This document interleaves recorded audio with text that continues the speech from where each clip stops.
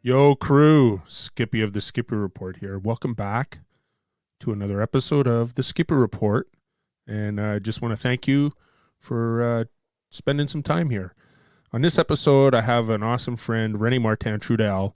He lives just outside of Quebec City, and he's a great outdoor enthusiast, primarily a skier, mountain biker, creative content maker. And in this episode, he and I are going to talk about his history and how it got him to where he is now. So, not to take too much away from the episode, get comfortable and enjoy the next 45 minutes.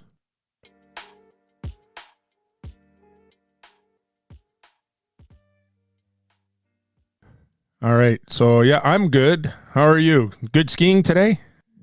Very good. Yeah, Best so far this season. no way. Oh, Yeah, I'm.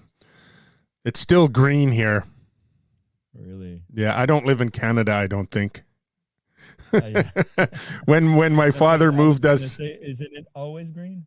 no, not always, but some years. When we moved here in 1977, it was green, and I told my father, I was like, "What did we do?" I said, "There's no winter here." So even eat all day. oh no. Eat. Oh, wow. All right. So we'll get this rolling, man. So, hey, welcome back to the Skippy Report, or to this episode of the Skippy Report. And we have a great guest, René-Martin Trudel of Absolute Telemark and GOAL TV, which stands for Get Outside Learning Hub, right? Or Great Outdoors Learning Hub. Great Outdoors Learning Hub. Yeah. Yep. So welcome to the show, René-Martin. Thanks for doing this. And he happens to be a pro patroller at Le Massif in the Charlevoix region of Quebec. And he just got off the mountain. So he's sitting in his car having his lunch at 4 p.m. It was so fun. Yeah. Best day so far this year. Just going to turn you up here a little more. All right. So I asked René, what's that? I was just saying that the skiing was really good. So yeah, was it a powder day I'm today? here now. Yeah. Yeah, I dumped all day. No way. Maybe 10 during the day and maybe 5 at the night and then 10 during the day. Wow. 15 maybe. That's fun. Yeah, and as far as I'm concerned, I think René-Martin works in the best spot in Canada to ski. Because if nobody's ever seen pictures of Le Massif in the Charlevoix, you stand at the top of the hill and you look down into the St. Lawrence River.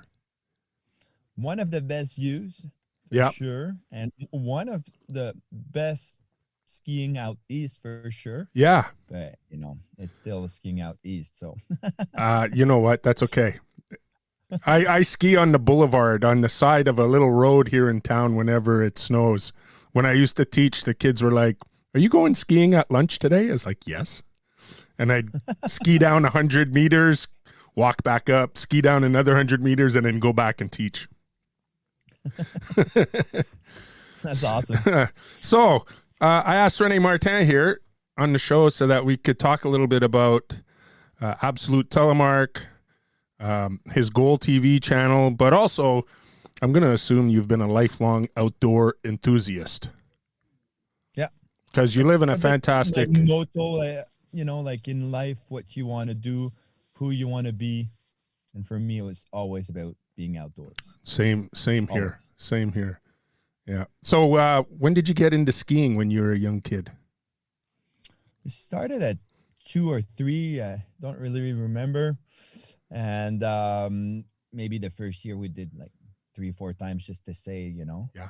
But really, seasons pass was when I was 4 years old. So since I was 4 years old, all the weekends, all the time. And whereabouts did you grow up? In the Montreal suburb, and we used to go skiing in the Laurentians, which is a mountain range where Tremblant is. But we went to a smaller hill. It's called Chanticleer. That's closed now. Oh, yeah. Yep. Yeah. Cool. And now, Those were my first few years, and then moved and then skied more towards Mont Saint Bruno, which is a really small hill even for Ontario standards, I think. No, you know what? I think it's a big hill. It's probably twice as high. It's 100 meters. Oh, okay. Yeah, it's the same as my little place. I used to cross country ski on the other side of Mont Saint Bruno.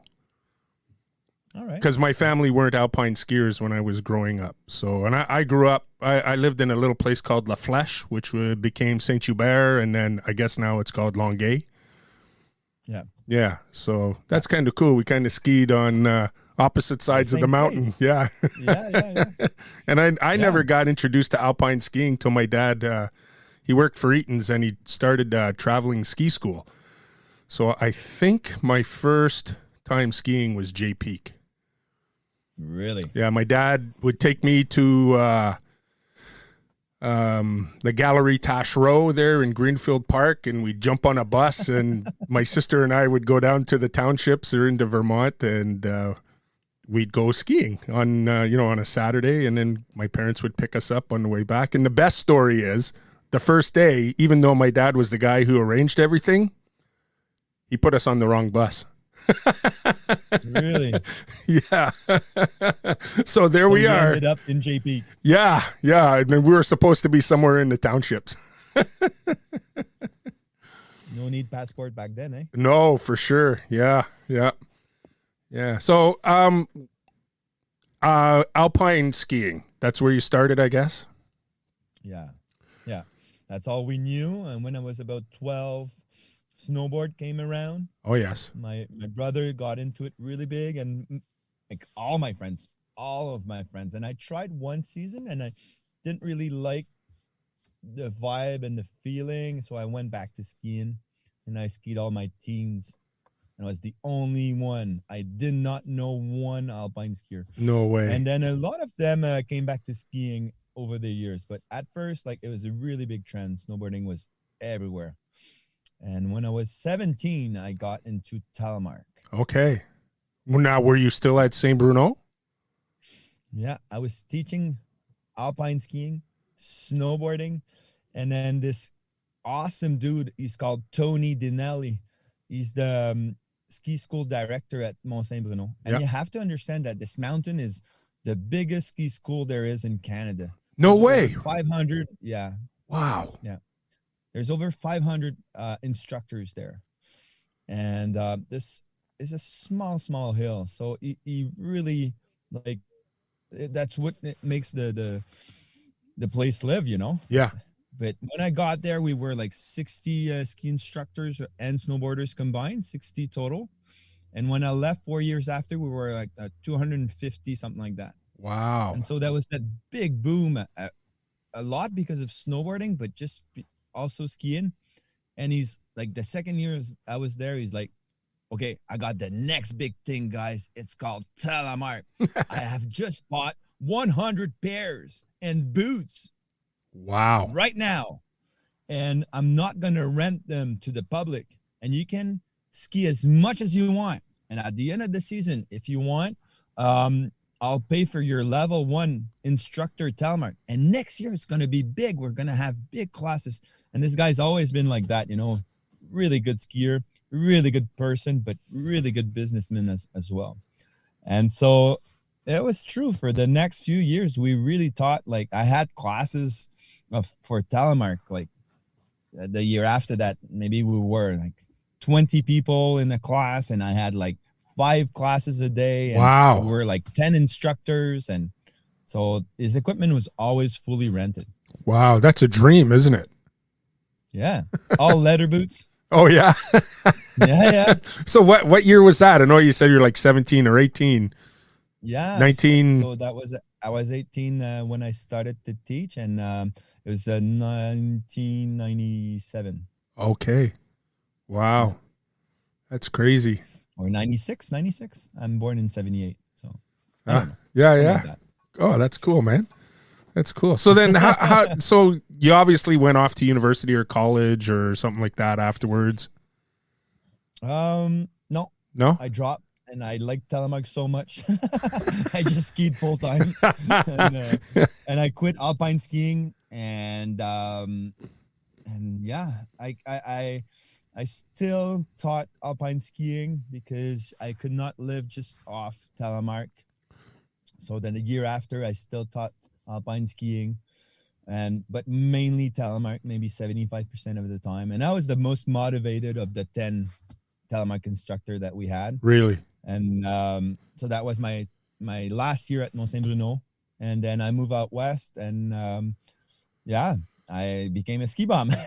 Nice. For 2 seasons. Nice. 2 seasons, 1 year in Banff, and I worked in Monod Sports, which is a outdoor sport shop where you can buy skis and Telemark gear and stuff like that. Right. And it was great. I liked it, but I found out that skiing in Banff is not the best out west, so I moved out to Whistler. Okay. And that was really the dream. And that's a good story there if you want. Yeah. Yeah, well, tell us, man.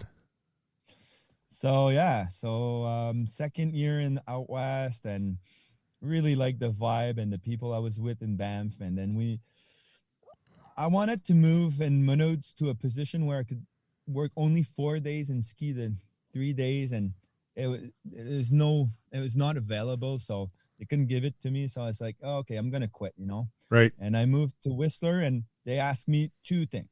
Do you have your level 2 teach? I was like, yeah, I got my level 2 ski instructor. That's great.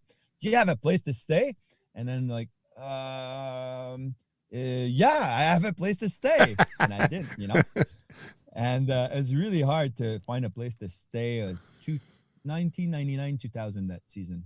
And so we built a shack.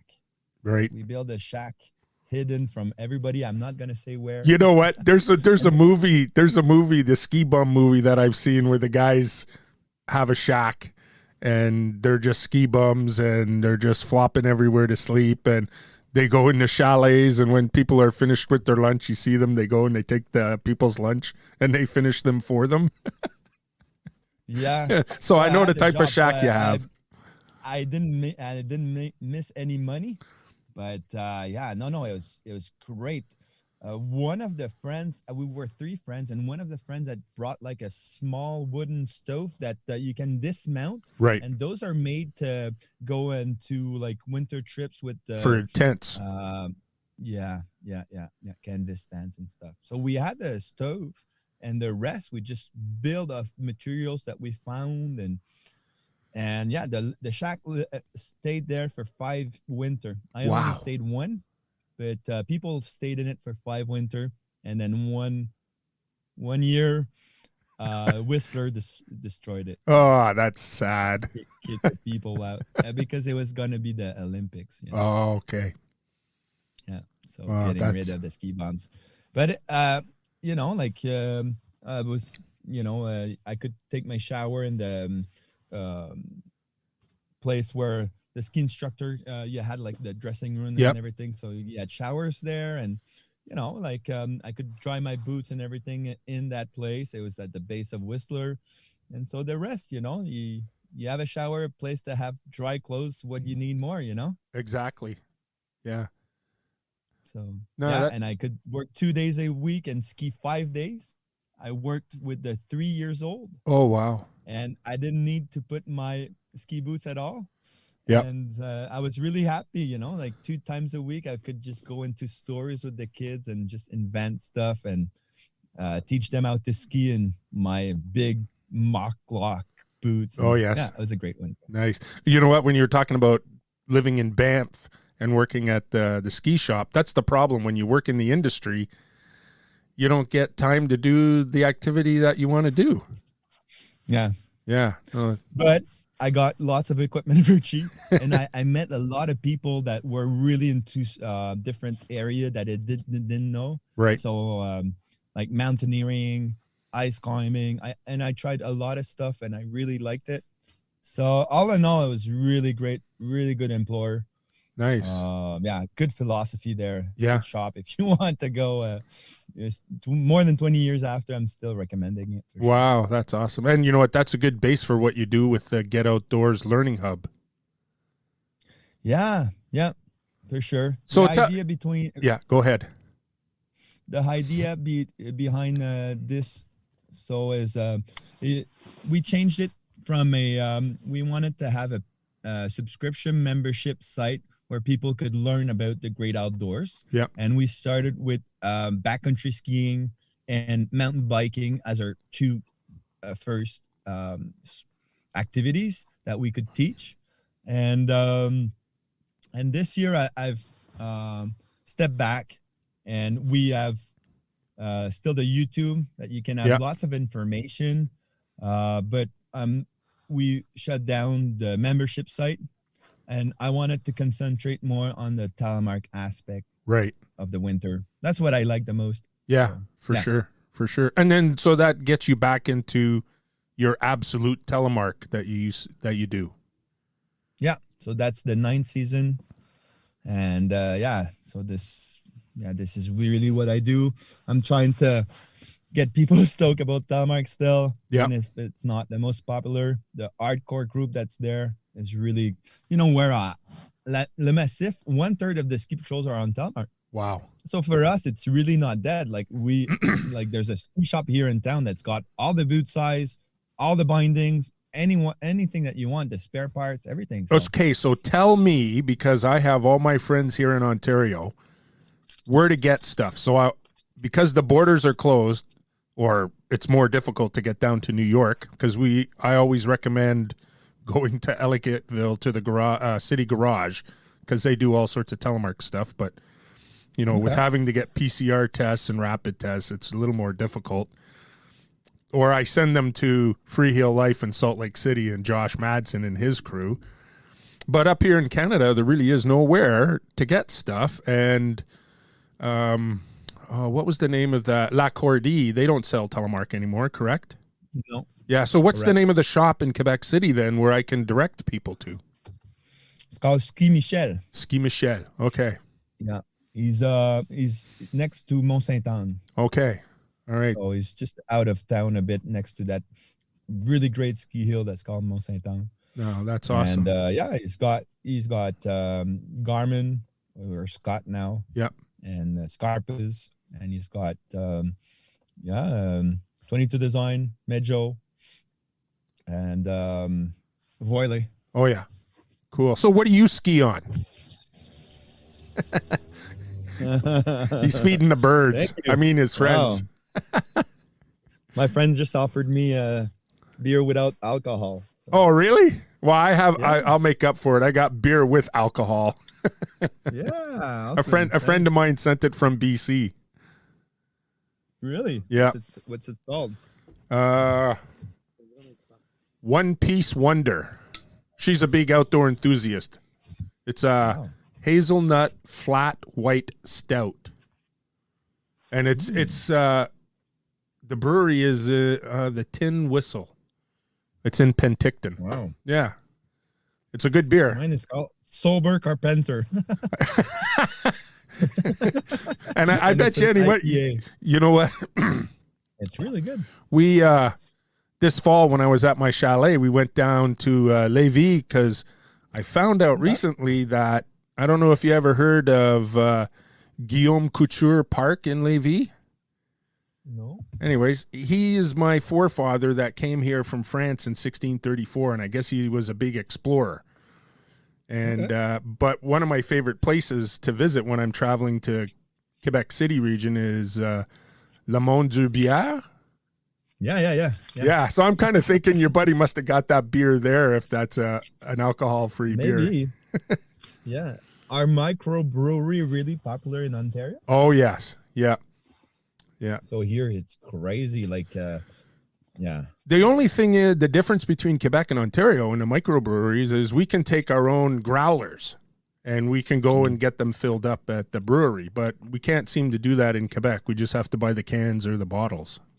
Oh yeah. Yeah. I don't know. Do you know of any place that offers it? I don't know if it's not why you wouldn't be able to do it. It's not popular for sure, but I don't think it's not allowed. Oh, okay. It's just not. Yeah. Okay. Because there's one that does it in Saint Julie near Montreal. Oh, okay.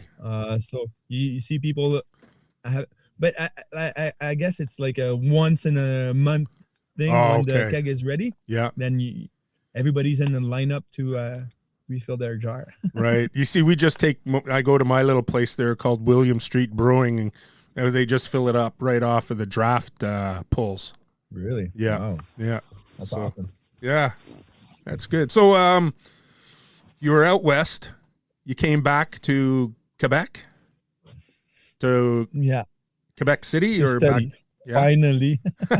I was in Chicoutimi. Okay. And so, yeah, I studied geography for 3 years. 2 years in Chicoutimi and 1 year abroad. I did an exchange in an island that's owned by France. It's called La Réunion. Where The is that? Réunion. It's in the Indian Ocean. Oh, cool. And it's actually the same kind of climate and the same kind of volcano as Hawaii. So it's Really? really a crazy nice place. It's very popular for the French people, but nobody else seems to know about it. I thought you might have gone And, abroad and just went to Saint Pierre Miquelon. No. That wouldn't have been very No, far from Chicoutimi. I wanted to go in a place there was no skiing because just make something different because I've always just skied. Yep. And also to help me concentrate on my studies. For sure. And that's the truth. Yeah. That was my first choice, was to go on that island. And then I chose my second choice, if that university would not have picked me up, was the Alps, Grenoble. Oh, yeah. And then the third was the Pyrenees, which is Perpignan. Yeah. And I was like relieved that I didn't get to go to the Alps because I was like, oh, I'm not going to finish my degree if I go there. Yeah. That was like me when I finished university. A friend of mine, as I went to university in Sudbury, and then he came and did his master's in biomechanics in Toronto. So he's like living right downtown. And when I'd go visit him, and I was working in construction, I was like, Pat, how do you get any work done down here? Like, I'd be just walking around, checking everything out. There's no way I could concentrate on school. So I could imagine, living in a ski region, trying to get your studies done. Yeah. And that place that my university is Chicoutimi. I picked it up because it's the university that's closest to the mountain range with the most snowfall in Quebec. Really? Yeah. And so what? That's 2 hours north of Quebec City. Okay. So what mountain range is that? It's called Les Monts Valin. Okay. I thought Chic-Choc might have had lots of snow. Yes, but there's no university close. Oh yeah, okay. So I picked the university with the most snowfall, not the mountain range with the most snowfall. All right, I got that. So it's the mountain range is called VALIN, and it's an average of 10 meters. That's numbers that we see out west. Yeah, 33 feet. 33 feet, yeah. And that's in the national park, so you can go and ski backcountry if you want, but there's no resort. But really, on the other side of that big massif, there's a ski resort that's called Valinois, so a derivative of Valin, Valinois. Yep. And that gets about 7 meters average a season, and that's the most that we get in the ski resort in Quebec. Really? And 100% natural snow. And when you get to those numbers, like, that's more than in Banff, right? That's more than Lake Louise or places like that, so it's really decent. So I missed a couple of Wednesdays going skiing 60 centimeters of pow. Right. Yeah. So, well, we're talking about the Valin area and national park and ski resorts. I have a friend. I don't know if you've ever met him. His name is David Kilborn, but he's just bought a truck with a truck camper on it, and it's a ski house. Right. So, and he loves going. He goes to, I don't know what the name of the ski resort is. I think you can see it from Le Massif. It's further east. Okay. Anyway, so he likes, what is it? Grand Fond. Yeah, that's it. Yeah. So for Dave, when he's going out there, can you recommend some ski resorts for him to visit? He'd do backcountry, but his partner doesn't. She's an alpine skier, and she doesn't backcountry. Well, around Grand Fond? Yeah. Or anywhere else, because he's got all that set up, so he can just go anywhere, anytime. Well, for sure, he could go in where I am at Le Massif. Yeah, he's been there. Yeah. and then you can go the other way to Mont-Édouard. Oh, That's in okay. Saguenay. Yeah. So that's the region I studied. Okay. So yeah, it's about an hour from where he is, Okay. and that's got like a really fun vibe, awesome community, Mont-Édouard. Right. I used to patrol there when I was at university. That's where I went to patrol. Oh, cool. And so, Yeah, when did you make the transition from coaching or instructing to being a patroller at university. at university? Yeah, And, because back then the government was really generous for people that left work and went back to university. So yep. I had lots of loans and bourse d'études. How do you say bourse? So money that's given. You You don't study have to, bursaries, yes. so you don't have to give it back. Yeah, So bursaries. I could live really well without, working during I worked in the summer, but not during the winter. Right. So I was like, yeah, just keep patrolling. So because of the Telemark festivals that we Yes. met and that are really big out east, Yep. and so there was that crew from Tremblant that were ski patrollers there. Yeah, they were like the And Blue they toured. Angels or something like that, right? I can't remember what they were called. They have some. You should people who are listening check out YouTube. They have some pretty insane YouTube videos. Yeah. So all that crew, very good Telemark skiers. They Yeah. were all patrollers, pro patrollers, and so it kind of inspired me to become a patroller. Yeah.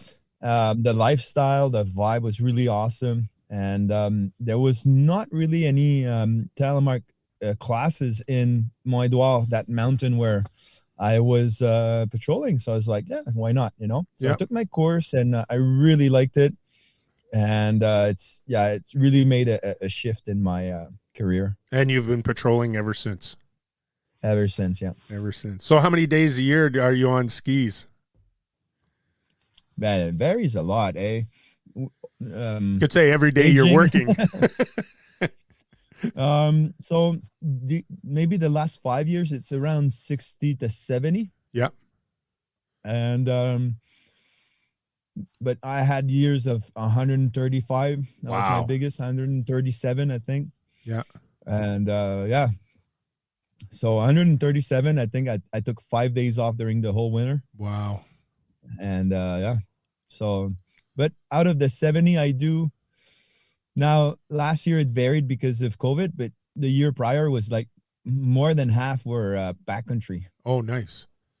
Yeah. Nice. So I only patrol part-time now. So Oh, do you? 1 or 2 days a week. Yep. And I manage the new ones that want to join the ski patrol here. Okay. So I give them lessons on how to become a patroller if you want. Right. Yeah. Yeah. We see those Yeah. guys at our hill practicing coming down with the toboggan and all that sort of stuff. That's cool. That's cool. So, when did you get the idea for your absolute telemark lessons? And how did you get it? Yeah, that's a great question. So the real idea came from my brother. We were canoe camping in Jacques Cartier National Park, and he's like, like the problem with he's a snowboarder, and he wanted to try telemark, and his brother, me, lives like many 100 kilometers away, and he's like, it's hard, man, to just find the resources, and you should do something on the internet. I was like, yeah, I've thought about that. I'm going to do it on YouTube. Right. And he's like, well, I'm not sure YouTube is such a great idea, because if you put all the classes on YouTube, it's going to be really hard for you to make a living. And I was like, okay, so what do I do? And he's like, you should do like just the courses that you could sell. Right. And you can give lots of lessons for free and still get like the vibe going and share the passion and everything. But if you give it all, it's going to be hard. So I was like, oh, okay, I'd like to give it all and not charge anybody, but the money was just not there. So I was like, okay, I'm going to try and see. I was really uncomfortable selling something. I was not a businessman at all, And then so I tried, And the first year, I just did the blog and recorded the videos and learned how to do the montage with the editing program and Right. everything, And so the second year, I launched a thing, and it was an instant success. Like, I couldn't believe that people would like to pay for these, and that it was, I never made a fortune with that, but at least like it pays for the cameraman, it Right. pays for the equipment, for the ski ticket for the cameraman when I, Yep. So yeah, so ever since I've been doing that. So the idea came from that. Yeah, for sure. That's cool. Now, you talked about getting your level 1 Telemark. What credentials do you have for Telemark? You've obviously continued along the continuum. I never did. Oh no, you're still level 1? Yeah. Oh, that's just like 20 me. something years of my level 1. That's like me. But like in the last few years, I really want to keep going and do level 2 and 3, and like, not to brag, but I think I'm at that level. Oh, I've for been sure. at that level for many, many, many years now. Yep. And it's just that for once, it's not something that's readily available every year. So here in Quebec, 1 year they'll do a level 2, and 1 year they'll do a level 3. But now, the last 2 seasons, because of COVID, they have not done any. Right. And the year before that was the level 3, which I didn't have. So it was like, I think, been 4 years since there was a level 2. Right. And for many years, like, I didn't teach really. I was a pro ski patroller full time. I've done that for like close to 15 years, And yeah, so, and then it's just in the last few years that I've kind of changed, and I started guiding more, and the website took a lot more time. So I only patrol 2 days a week. What do you do the rest of the day, Rene? So yeah, I spend maybe 3 days on my computer, just answering emails, preparing new material for the website or the YouTube, or right. So yeah, it's a lot of work. Yeah, it is a lot of work. And you know what? As I've been doing my podcasting, I'm learning how to craft things so I don't have to edit it as much. But it would be, I don't know how many times harder if you're doing video. Mm-hmm. Yeah, because you have to continue skiing, try and get this shot. You're doing this. And I remember taking my class to a place in Toronto related to the Toronto Film Festival, an educational thing. And we were there the whole day filming for 6 hours. And when the editor was all finished, we got 30 seconds worth of video. Yeah. It's crazy the amount of content that you need that you don't even use when you're putting something together. Yeah. So I've been working on a mogul tutorial for Telemark, and it took me 2 years. And wow. I didn't slack off, like I really worked hard, and that's the one I'm the most proud, because I think it's just really complete. Yeah. And with that standard, I started to do a carving specific to carving on Telemark. Yeah. And that's even harder, because the number one thing is that when you're carving, you're going faster and covering a lot more ground. Yeah. So your takes are all like 2 seconds. Yes. And then you're halfway down the mountain. Yeah. And then 2 seconds, you're halfway down the mountain, and you have you take the chairlift for 15 minutes. Yeah. And you have 4 seconds of videos. Right. And you have to do, like, in my standards, it's going to be maybe 3 videos of 25 minutes. Yes. So imagine. Yeah, that's a whole season. So now it's the 3rd season. I'm working on it. Right. And I've started to publish some stuff on YouTube in the last weeks. And I'm really proud of that too. But it's a lot of work to do the carving stuff. I bet. So where do people find you on YouTube? Oh, it's called Absolute Telemark. Perfect. So I didn't know if he went under your name. Well, I know that it's Absolute Telemark, but just in case people were searching. No, no, it's not under my name. Yeah. So it's that. Yeah. So you can look for Telemark specific stuff is all under Absolute Telemark. Yeah. And if you want to learn about the backcountry side, And the funny thing is that I teach the backcountry stuff on my Telemark gear, Right. but I have the Medjo 3 with the Yes. Alpine Hill lock. Okay. So I just log the hill, and then I can do because people wouldn't understand, Well, that's funny because you just commented on a post on Facebook about the heel lock. Remember, some guy was at a shop or something like that, and he saw that, and I remember your comment about that. Now, how do you find that? How do you find that heel lock on the Medjo 3? Awesome. Yeah. And last year I tried a really light touring binding that's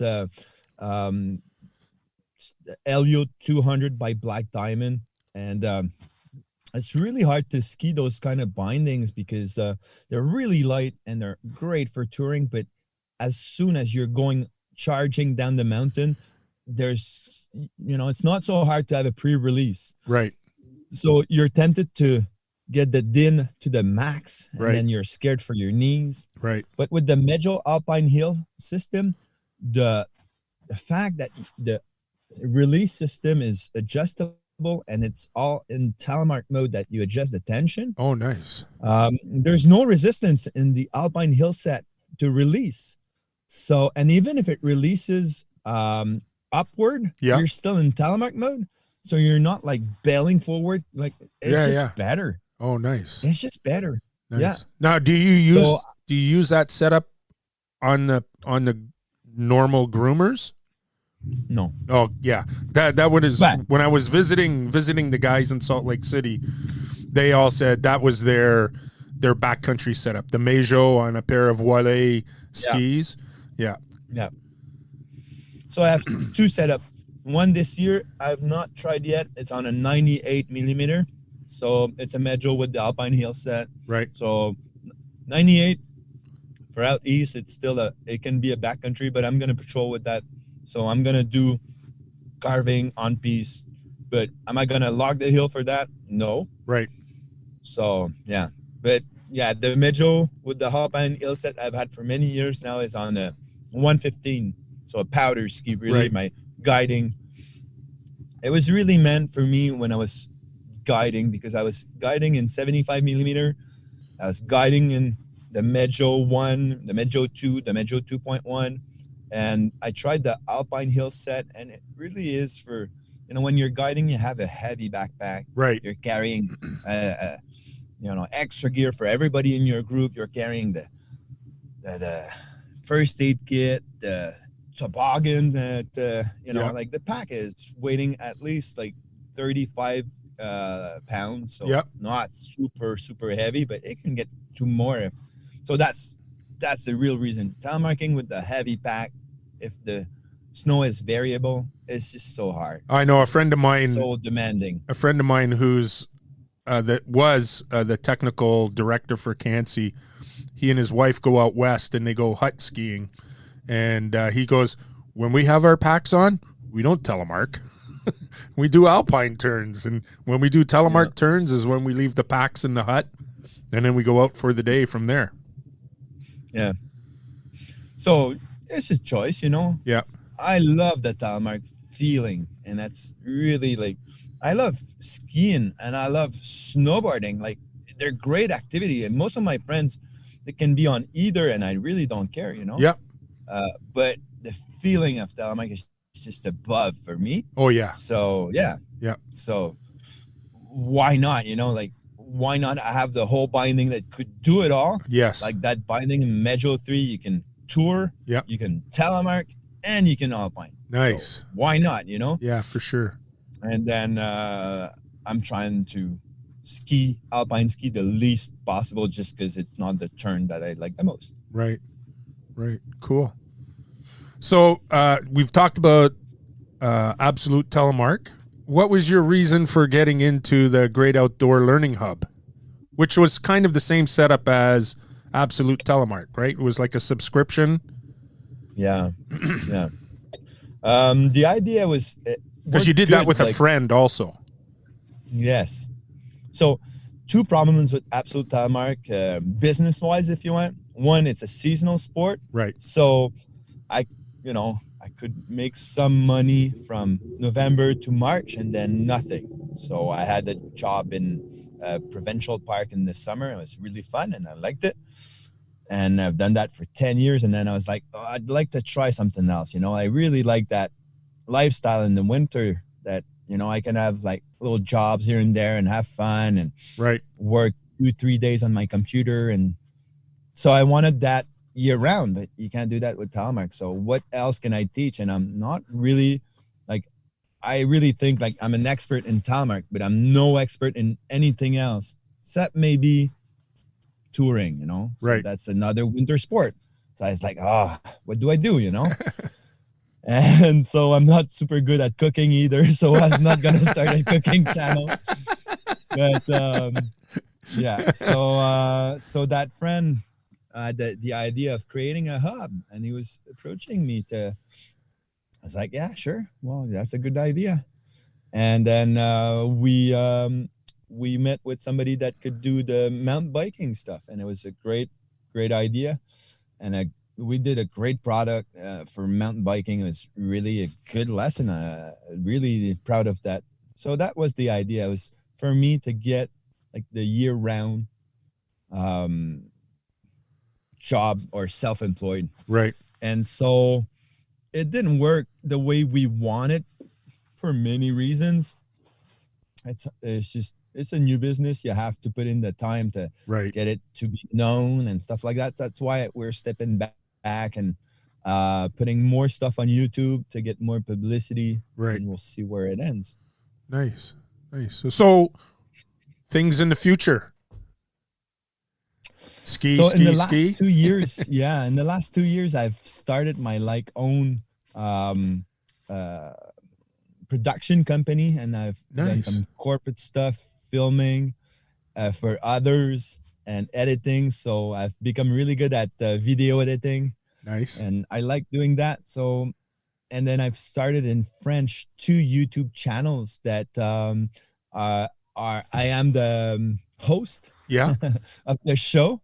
So one is mountain biking, and it's me discovering this sport where I was really a beginner at the time. Right. And now I'd say I'm an advanced mountain biker just because I did so much in 3 years. So that one is called, it's a YouTube channel. There's nothing more than that. And that's Un sofa dans le bois. Okay. So a couch in the woods. Yeah. So, and I'm going after people that are in that community, and I sit them in my bean bag, those huge bean bags. So, and then we sit and we interview them and we go ride. And so I'm really, really proud of that. Sofa dans le bois. It was financed by a bike shop here in town in Quebec. It's called Demers. So, yeah. And then we did the same for backcountry skiing here with the Quebec Federation for Ski Touring. Okay. So that's called FQME. Yeah. So it's ski touring and climbing, rock climbing. Right. And that federation has that's that funny video that you put on with that guy in the bush not following all the rules, and I saw that. Yeah, that was right on. Yeah. So that was the first episode, and we've done 5 more. Right. And it's kind of the same thing. I go in different places in Quebec, in Gaspésie or around Quebec City or wherever, Yeah. And there's lots of spot now that needs to be discovered, people that needs to be heard. And we're developing that network of places to go and backcountry ski or Telemark or splitboard or whatever you want to do, if you want to go down on your inflatable crocodile. Yeah. Is that not what you had last time we saw each other? The inflatable crocodile going down the hill? No, but I'm always joking with that because it's just so fun to see a sport where you can still, you need the knowledge. You need to respect the sport and take it step by step because there's no rules. You can do whatever you want. But the no rule comes with a price, and that's you need the knowledge and to educate yourself. And so that web series is called No Trace, Our Track. Okay. No Trace. Right. And so, so that's for that other channel. Nice. YouTube channel. So in the winter, I have a web series. In the summer, I have a web series. The Absolute Telemark stuff, Gold.tv stuff. So 4 YouTube channels that I'm doing now. Wow, you're a busy man. And you know what? When you're talking about doing work for other people, filming and that sort of stuff, that reminds me. I interviewed Bevan Waite in Tahoe, in California. Wow. And he's working. He's an architect. He loves telemark skiing, and he and Ty Dayberry put those movies together, the telemark movies. Yeah. And he's enjoying the filmmaking so much that he's leaving architecture and doing filmmaking. Yeah. Yeah, for corporate people and stuff like that. Right on. Yeah. It's really fun. It's a lot of work, but yeah. Nice. Well, you know what? I'm going to let you go because you got to get home to your family. René-Martin is still sitting in the parking lot, and I can hear, I don't know, are they cars or snowmobiles going by you? Yeah, it's the neighbor that's going around. Oh. Snowmobile, having fun. Right on. Anyway, so thank you very much for doing this, René-Martin. And, hey, my pleasure, Keith. Anytime. All right. And we can find you on Instagram, correct, also? Oh, I'm not very present on Instagram. I have an account. But the best way to reach me, if you want, is through the website absolutetelemark.com. Oh, perfect. I have a newsletter there, or the email is rene.martin@absolutetelemark.com. Right. Nice. Or Facebook, René-Martin Trudel. Perfect. I'm more a Facebook guy than Instagram. Right. Okay, cool. And we got to do a shout out to Ski Michel, right, for telemark equipment. Yeah. And he will ship. And I think it's good to have a shop that believes in telemark still and for sure supports it. Yeah. There's another one also that's great. It's in Rimouski. It's even further east if you're going to the Chic Shocks. It's a good place to stop. It's called Gendron Sports. Okay. Gendron. Yeah. Nice. So he's got it all also. He's got everything. Good to know. Yeah. All right. Well, thank you very much for sitting in on the podcast after spending a whole day on the slopes. My pleasure, Keats. Anytime. All right. Thanks, man. Cheers, buddy. Well, there you have it, crew. Episode 22 of the Skipper Report in the books. A huge thank you to René-Martin Trudel for taking the time, sitting in his car while doing this interview on the Skipper Report after patrolling all day long at Le Massif in Quebec, in the Charlevoix region. And if you're wondering where to find him on YouTube, Absolute Telemark. You can find him his Great Outdoor Learning Hub on YouTube also. You can also find him on the World Wide Web, www.absolutetelemark.com, where you can find lessons, emails, podcast, you name it. Check him out, show him some love. And also a huge shout out to Ski Michel in St. Anne in Quebec for carrying telemark equipment and showing the love that our sport needs. Anyway, so check back for another episode in the near future. Skippy out.